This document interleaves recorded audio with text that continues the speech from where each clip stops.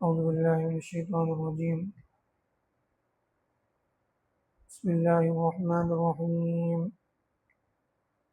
قل أغير الله أتخذ وليا فاطر السماوات والأرض وهو يطعم ولا يطعم قل إني أمرت أن أكون أول من أسلم ولا تكونن من المشركين قل إني أخاف إن عصيت ربي عذاب يوم عظيم من يصرف عنه يومئذ فقد رحمه وذلك الفوز المبين. اللہ تعالیٰ فرماتے ہیں، اللہ کے نبی صلی اللہ علیہ وسلم سے خطاب کرتے ہوئے، آپ کہیے کہ میں اللہ کے علاوہ کسی اور کو مددگار بنا لوں، کارساز بنا لوں، حالانکہ وہ آسمانوں کا اور زمین کا پیدا کرنے والا ہے، وہی کھلاتا ہے، اسے کھلایا نہیں جاتا یا اس کو کھانے پینے کی ضرورت نہیں ہے. آپ کہہ دیجئے کہ مجھے اس بات کا حکم دیا گیا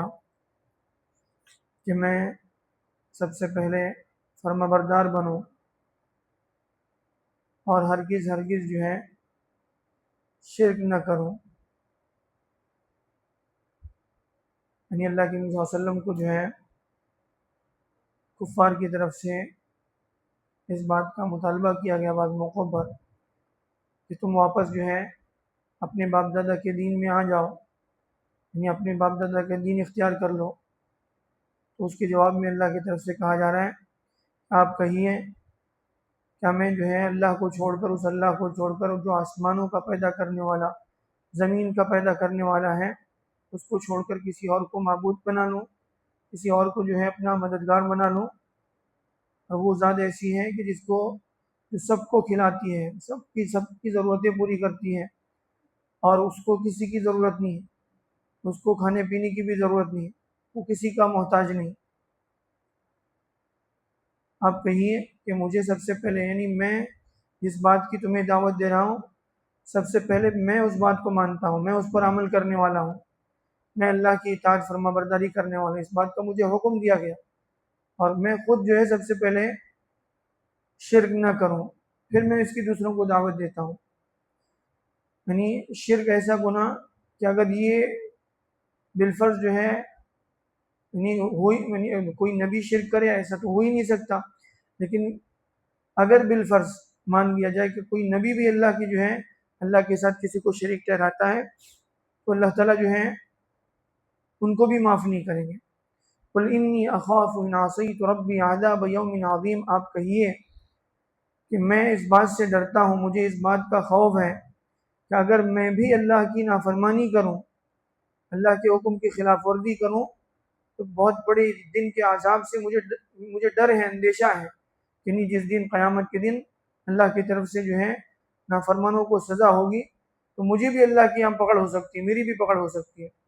یعنی یہ شرک اور جو ہے کفر کی شناعت کو بیان کرنے کے لیے، اس کی جو ہے یعنی قباحت کو، اس کی برائی کو سمجھانے کے لیے اللہ تعالیٰ جو ہے قرآن مجید میں اس طرح سے تعبیر استعمال کرتے ہیں. لئن اشرکت لیحبطن عملک، کہ اگر آپ بھی شرک کریں گے تو آپ کے بھی جو ہے سارے اعمال ہابط ہو جائیں گے. اگر اللہ کے ساتھ شرک کیا جائے گا، اللہ کی نافرمانی ہوگی، تو اگر نبی کی طرف سے بھی جو ہے اس طرح کا عمل ہوا تب تو ان کی بھی پکڑ ہوگی. تو آپ کہیے اس بات کو کہ مجھے بھی اس بات کا ڈر ہے کہ اگر میں نے اللہ کی نافرمانی کی تو اللہ کے یہاں میری بھی پکڑ ہوگی. من یصرف عنہ یومئذ فقد رحمہ، اس دن جو ہے اللہ کے عذاب سے جو بچا لیا گیا، جو اللہ کے عذاب سے، اللہ کی پکڑ سے جو محفوظ کر دیا گیا، وہی جو ہے اس یعنی فقط رحمہ، تو وہ اللہ کی رحمت کا مستحق بن گیا، اللہ کی رحمتیں اس کو مل گئی. وذالک الفوز المبین، اور یہ ایک کھلی ہوئی کامیابی ہوگی یعنی قیامت کے دن جو اللہ کی رحمت کا مستحق بن گیا، جسے اللہ کی رحمت جو ہے میں جگہ مل گئی، جس پر اللہ نے رحم کر دیا، وہ کامیاب ہو گیا. اور جو اللہ کی رحمت سے اس دن محروم رہا، جو اللہ کی جو ہے جس پر اللہ نے جو ہے رحم نہیں کیا، جس پر اللہ نے جو ہے جس کو اپنی رحمت میں اللہ نے جگہ نہیں دی، تو پھر وہ تو گیا کام سے، وہ ہلاک ہو جائے گا، وہ تباہ اور برباد ہو جائے گا۔ وذالک الفوز العظیم، اصل کامیابی یہی ہے کہ آدمی اللہ کی رحمت کا مستحق بن جائے۔ تو اللہ کی رحمت کا مستحق آدمی کیسے بنے گا؟ جب اللہ کی اطاعت کرے گا، اللہ کے حکموں کا اپنے آپ کو پابند بنائے گا، اور اللہ کی نافرمانی کے ساتھ اگر دنیا میں زندگی گزارے گا، من مانی اپنی خواہشات کے مطابق دنیا میں زندگی گزارے گا، تو کل قیامت کے دن بہت بڑا نقصان جو ہے اس کو اٹھانا پڑے گا، جس کے بعد اس کی تلافی کی کوئی صورت